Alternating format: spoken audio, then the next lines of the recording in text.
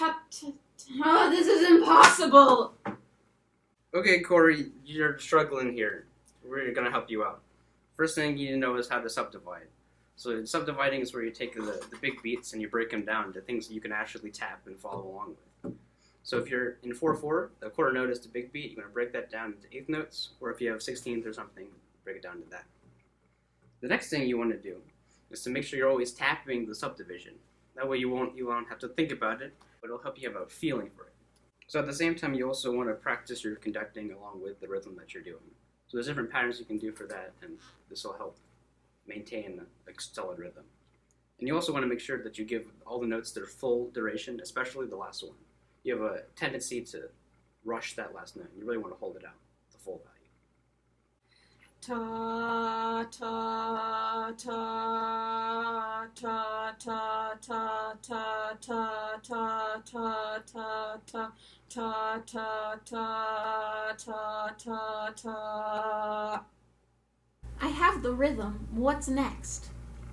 Now that you know what the rhythm is, you can add some pitches to it. But first we have to consider the solfege.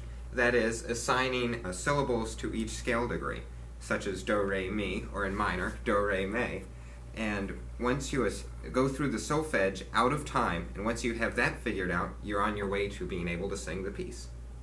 Do, mi, so, la, so, fa, mi, re, mi, do, mi, so, fa, mi,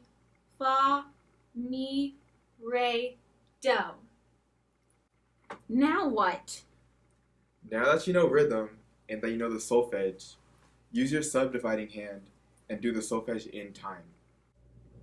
Do, mi, so, la, so, fa, mi, re, mi, do, mi, so, fa, mi, re, do.